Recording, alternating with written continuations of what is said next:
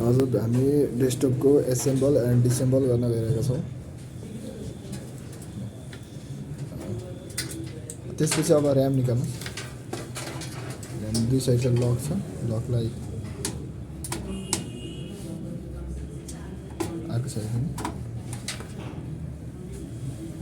Okay. त्यसपछि अब screw छेउछेउमा स्क्रु लगाएपछि स्क्रु खोल्नु होला। यसमें साइड साइडमा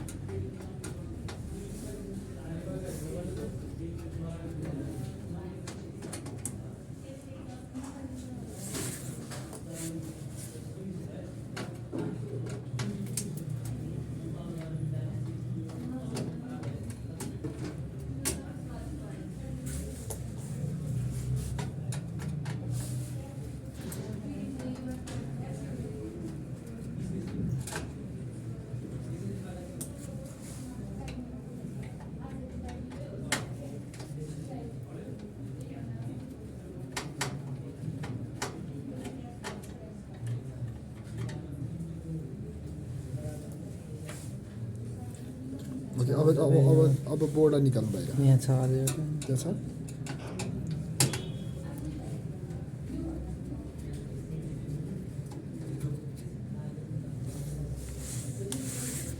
अब यो बोर्डलाई पुरै बाहिर निकाल्नुहोस्। ठिक छ।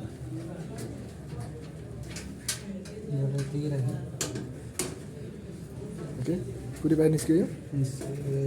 पुरै निकाल्नुहोस्। यो बोर्ड हामीले बाहिर निकाल्यो हो।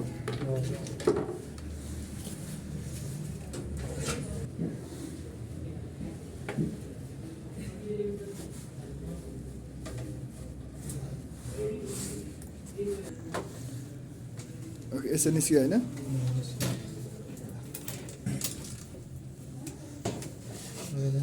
त्यसलाई निकाल्ने। यो अब हाम्रो के छ, यो युएसबी अगाडिको जुन फ्रन्ट युएसबी पोर्टहरू बिग्रियो भने होइन, यसमा अर्को छ साउन्ड पनि हुन्छ होइन। साउन्डको लागि यो बिग्रियो भने हामी के गर्छ, यसरी नै चेन्ज गर्न सक्छौँ यसलाई। ओके, त्यो पनि निस्किन्छ। पहिला त्यसलाई बाहिर निकाल्नुहोस् अनि चेक गरौँ। पुरै बाहिर निकाल्नुहोस्, त्यो सेटै बाहिर निकाल्नुहोस्। माथि तान्नुहोस्, त्यसलाई माथि तान्नुहोस्। ओके, अब हेर्नुहोस् त त्यो लक छ कि के छ, त्यही भित्र एट्याच छ कि छैन? छैन, यो यतिकै है। यो चाहिँ एट्याच छ, यो निक्लिँदैन बाहिर।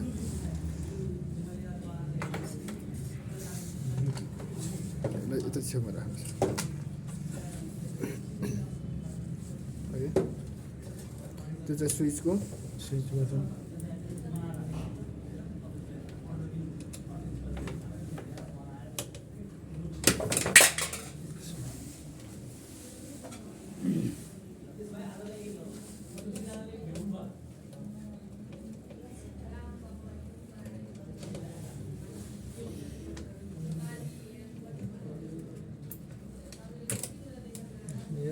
अर्को त गमले चप्काएको छ होइन।